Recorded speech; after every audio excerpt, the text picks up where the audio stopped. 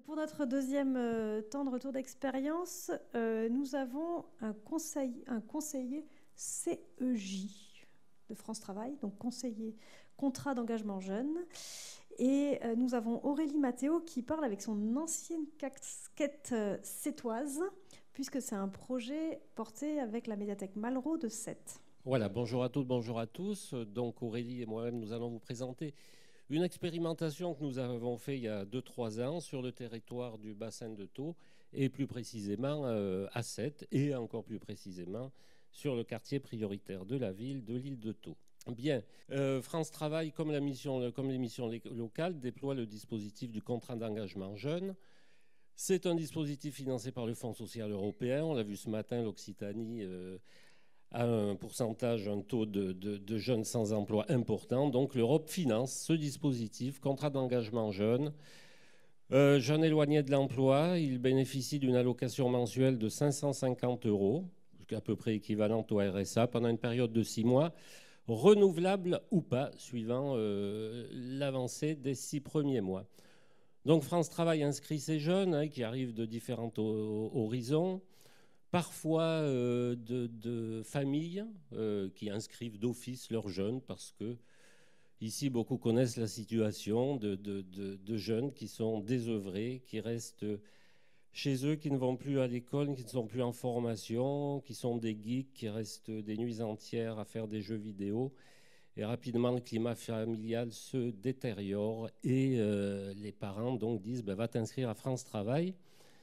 Et lorsqu'ils arrivent, eh bien, ils ne sont pas en situation, bien entendu, de travailler. On les inclut dans ce dispositif. Le petit coup de pouce financier, c'est un plus pour financer leur permis, ce dont ils auraient besoin dans leur recherche d'emploi, ou ils en font bien ce qu'ils veulent. Mais ce qui est important, c'est que donc, moi j'ai un portefeuille de 50 jeunes. Dans ces 50 jeunes, tous d'horizons divers, certains sont plus ou moins employables, d'autres n'ont pas de projet mais le souhaitent. Et puis il y a une catégorie qui n'ont pas de projet du tout. Travailler pour eux, ça n'a pas de sens. Ils ont quitté l'école assez tôt. Le système scolaire ne leur convenait pas. L'autorité non plus d'ailleurs. Et ces jeunes, ce sont ceux souvent qui squattent les familles. Donc l'idée, comme à l'époque nous étions 3 portefeuilles, je travaillais avec 2 autres collègues, Corinne et Cathy, qui ne sont pas ici, mais que je salue quand même. Eh bien la question a été, que fait-on de ces jeunes? Ils ne peuvent pas travailler, ils ne sont pas souvent réveillés le matin. Comment on peut arriver à leur donner un objectif, un avenir? Alors, on a identifié ces jeunes dans nos portefeuilles, surtout ceux qui avaient des talents. Parce que ces jeunes un peu désœuvrés, si ce sont des geeks, en général, ils ont des talents en informatique. Ils sont capables de faire des choses incroyables, de la 3D, de faire du codage. Il y en a qui passent des nuits entières dessus. D'autres font de la musique. D'autres écrivent. On en revient à ce qu'on disait ce matin, des poèmes ou du rap. D'autres encore dessinent. Donc on a décidé de prendre ces jeunes et de former un groupe. À France Travail, les conseillers qui travaillent avec les jeunes ont été formés à 2 modèles qu'on utilise sur des prestations courtes. Le modèle d'abord de la courbe en U d'Auto-Charmeur. Alors la courbe en U, c'est quoi? C'est 3 phases. Donc Auto-Charmeur, vous trouverez toutes les ressources dans votre médiathèque préférée.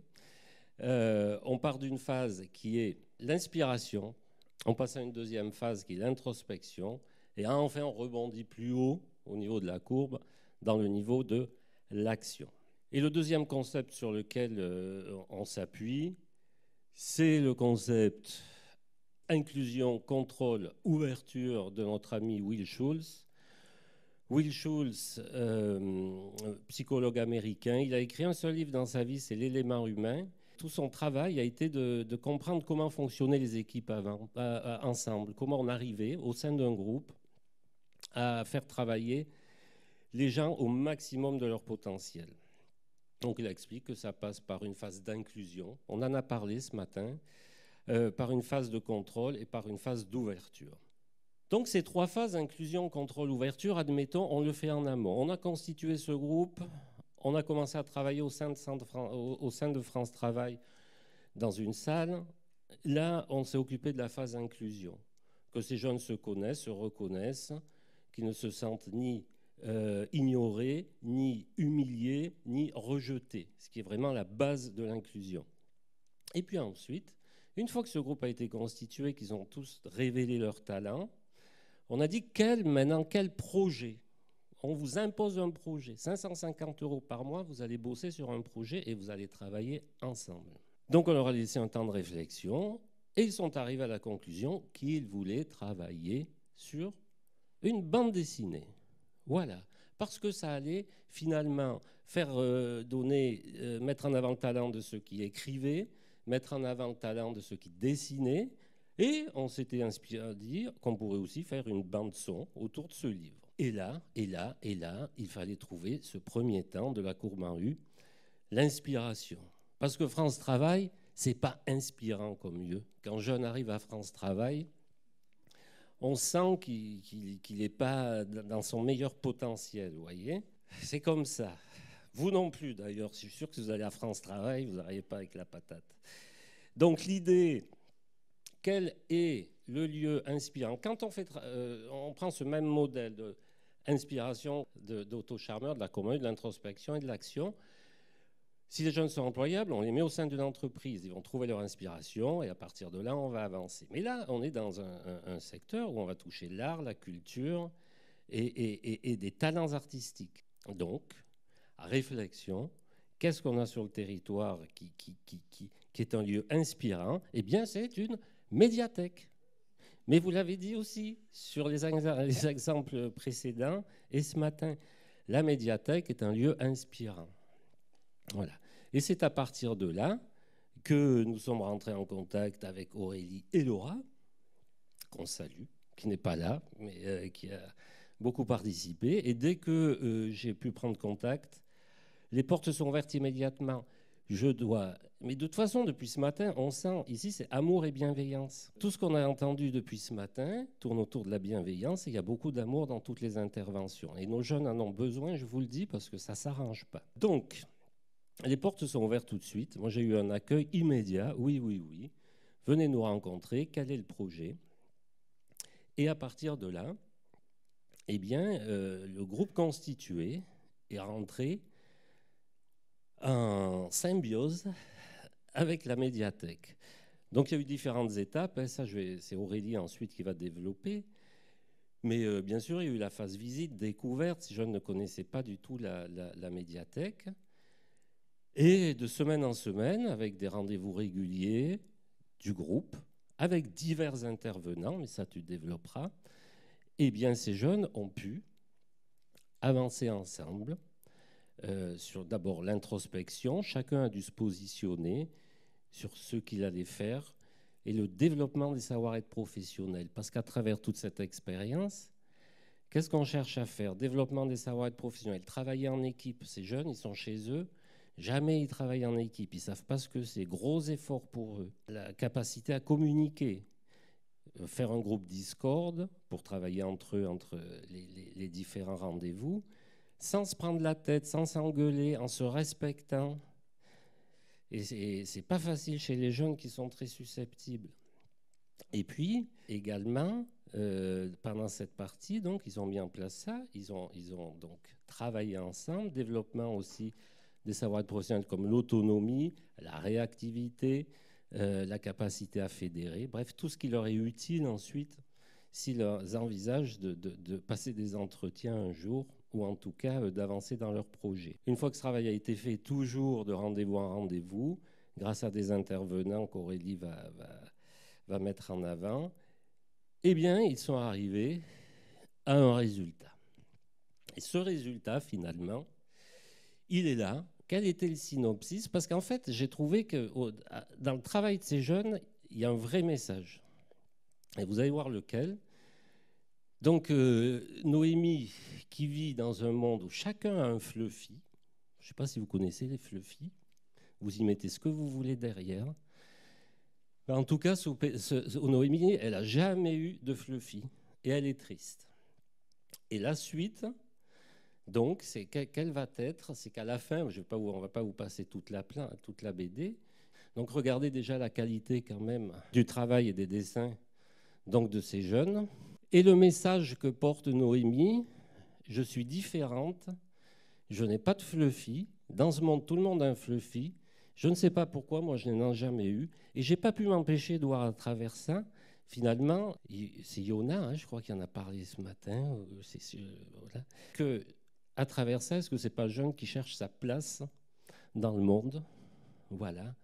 Pourquoi lui, qui est un peu différent, qui n'est pas rentré dans un cadre ni scolaire, ni aujourd'hui institutionnel ou salarié, il n'aurait pas aussi sa place dans le monde. Voilà. Et ça m'a beaucoup ému finalement la conclusion de ce travail. Depuis, les jeunes ont fait leur chemin et je vais laisser Aurélie rentrer plus dans le cadre du partenariat. Alors, merci Pierre-Alain. Alors moi, avant de rencontrer Pierre-Alain, j'avais vraiment des clichés un peu sur les conseillers France Travail. Et puis quand je l'ai vu, je me suis dit, ah ouais, quand même, on est, voilà. C'était, bon, là aussi, c'est le hasard des rencontres, en vrai, et qui fait qu'on a eu tout de suite envie de travailler ensemble. Alors, comment ça s'est passé? Très concrètement, nous, France Travail, on travaille déjà beaucoup avec la MLI. Laura, que je salue, qui n'est pas là, mais qui a porté ce projet, m'a dit, moi, je veux travailler avec France Travail sur un projet, j'expliquerai après parce que ça a essaimé.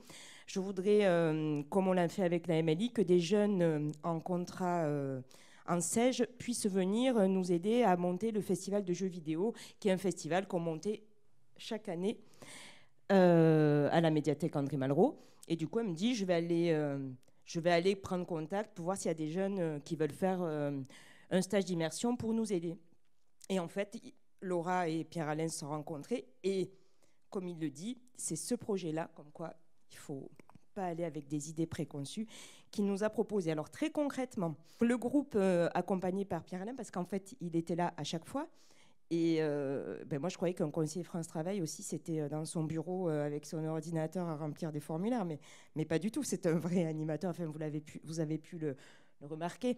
Et le groupe est venu, effectivement, d'abord visiter la médiathèque. Et en fait, ils avaient effectivement l'idée d'une BD, mais ils ne savaient pas comment, avec de la musique, de la BD numérique, ils avaient besoin d'avoir un peu une idée de ce qu'était le monde de la bande dessinée et de la littérature jeunesse. Donc, on a commencé par tout simplement la collègue jeunesse qui est venue leur présenter c'est quoi l'édition jeunesse, c'est quoi la BD, c'est quoi les différentes formes qui existent. Donc on a fait par exemple une séance uniquement dédiée à ça. Ensuite, on s'est dit, nous on est bibliothécaire et la chaîne du livre c'est important et on a une super collègue qui est libraire jeunesse sur le territoire, on va la faire venir, elle était ravie. Donc la libraire de l'Échappée Belle, qui est une librairie indépendante à 7, est venue rejoindre le groupe et leur a présenté les métiers de l'édition et toute, on va dire, l'économie du livre et la chaîne du livre. Et ensuite, ils ont fait vraiment des séances de travail et vraiment basées, alors je le dis à chaque fois que je peux parler, mais sur des démarches d'éducation populaire, c'est-à-dire que tout est venu d'eux, et même la régulation du groupe était très, très intéressante. Donc, le résultat est super et le résultat, il est surtout intéressant parce que alors ce groupe de jeunes, ensuite, à la fin de ce projet, on a continué à les suivre parce que finalement, 3 d'entre eux nous ont accompagnés en stage d'immersion parce qu'on faisait beaucoup des stages d'immersion dans mon ancienne collectivité. Donc, 3 de ces jeunes ont ensuite travaillé avec nous sur ce fameux projet du tournoi du TOGames Festival pour lequel on était venu d'abord les chercher. Ma collègue qui est partie de la médiathèque Malraux, elle aussi, a toujours des nouvelles d'eux. Voilà, donc c'est un projet peut-être, puisqu'on est sur les jeunes à la marge, mais qui montre comment on peut arriver à fédérer des groupes et surtout en les écoutant et en offrant des espaces de dialogue et de rencontre. Nous, on a pu mobiliser aussi nos savoirs et aussi avoir un autre regard sur les jeunes. Moi, je voudrais juste dire qu'en fait, on le sait, mais il faut vraiment une communauté de partenaires pour accompagner les jeunes et que ce qui est important aussi, c'est que pour certains de ces jeunes, ils savent qu'à la médiathèque, il y a des adultes, en l'occurrence Laura ou moi avec qui ils peuvent venir ne serait-ce que discuter, demander un conseil. C'est-à-dire qu'il est un peu comme ça essaimé sur un territoire. À France Travail, il y a Pierre-Alain, à la médiathèque, il y a Aurélie, Laura, des adultes à qui ils peuvent venir parler, avec qui ils peuvent discuter. Et tout ça, ça ne peut marcher que si effectivement c'est un réseau qui se monte. Voilà. En tout cas, c'est un chouette projet. J'espère qu'il y en aura d'autres comme ça. Et voilà. Moi, en tout cas, je trouve que c'est vraiment intéressant de comprendre les freins, puisqu'en fait, je vous avoue que l'année dernière, quand on a travaillé sur la journée sur les actifs, on a essayé de trouver des projets en partenariat avec France Travail, et on s'est rendu compte que c'était très difficile de trouver des projets bibliothèque France Travail. Et du coup, c'est pour ça qu'on est très content que France Travail soit avec nous pour la 2e année, parce que on pense que c'est vraiment important de renforcer les liens et de mieux se connaître pour travailler ensemble. Alors, que sont devenus ces jeunes ? Alors, malheureusement, et c'est ce qui nous manque à France Travail, c'est-à-dire que moi, depuis 15 ans, j'ai accompagné plus de 2000 jeunes, mais passé 1 an ou 2, j'ai malheureusement plus de suivi. C'est rare que j'ai Parfois, j'en retrouve j'en croise un dans la rue qui me dit ce qu'il est devenu, mais sinon, on n'a pas de suivi à long terme. Donc, en tout cas, ce dont nous sommes sûrs, c'est qu'ils ont vécu une belle expérience, c'est qu'ils ont développé leur confiance et leur estime de soi, qu'ils ont développé des savoir-être professionnels, qu'ils ont réalisé une production. Et au-delà de ça, qu'ils ont pu continuer un parcours sur les Tau Games. Hein, voilà. Et puis, après ça, on espère qu'ils ont pu trouver leur voie et leur chemin. Bonjour, Lauriane Cotel de la médiathèque de Gignac. Je voulais savoir si vous aviez un budget spécifique pour cette action ou si c'est basé sur les ressources de chacun, notamment pour les intervenants, le matériel, etc. Bon, côté France Travail, il n'y a pas de budget prévu pour ce type d'action. Hein. On fait avec ce qu'on a, c'est-à-dire notre bonne volonté et les acteurs locaux. Mais très sincèrement, et c'est à ça que j'œuvre depuis pas mal d'années, c'est de dire qu'en fait, sur un territoire, tout existe. En fait, il n'y a pas trop besoin d'argent. L'argent n'est pas trop le problème sur des projets comme ça, puisque sur le territoire, on trouve toujours les acteurs qui ont les ressources nécessaires. Donc c'est plus une question de connaissance des différents acteurs, de la synergie et surtout souvent un problème d'ego, mais si celui-ci est gommé, les ressources, sans avoir de budget particulier, on peut les trouver. Sur les intervenants de la médiathèque, la libraire est venue bien évidemment de façon bénévole et ensuite c'était des collègues de la médiathèque, donc oui c'est un budget. C'est le temps en fait aussi, je viens de dire, et aussi l'engagement qu'on a envie de donner à ces projets à l'heure où on est tous pressés par le temps et en fait d'accompagner des jeunes et de faire en sorte qu'ils puissent ensemble travailler sur un projet, ça prend du temps, il faut accepter. C'est plutôt ça l'investissement, c'est de se dire voilà, on prend le temps qu'il faut. Et ça, dans une équipe aussi, d'une médiathèque, il faut que tout le monde soit OK là-dessus, de se dire en fait d'accompagner 10 jeunes sur plusieurs séances qui durent plusieurs heures. Bon, il faut que ça fasse partie d'un projet de service et d'une volonté d'équipe.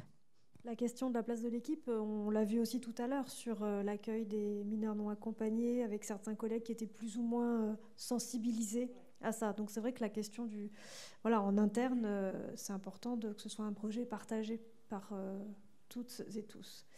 Je voulais juste faire une petite remarque, et je l'ai pas fait tout à l'heure, mais en parlant d'une volonté d'équipe, et pour rebondir sur ce qu'a dit Stéphane, je pense que tout le monde le sait, l'équipe du CRIA, qui est très disponible pour les médiathèques, et moi c'est la 2e fois, en tout cas on a fait pareil à Rousseau, par exemple aussi d'accepter de se dire que nous dans les équipes on propose que Stéphane vienne pendant une journée, on bloque tout, on parle de ces sujets et on se dit voilà, on a tous les mêmes référentiels parce qu'il y a ces ressources-là et là aussi pour nous c'est gratuit quoi, et voilà.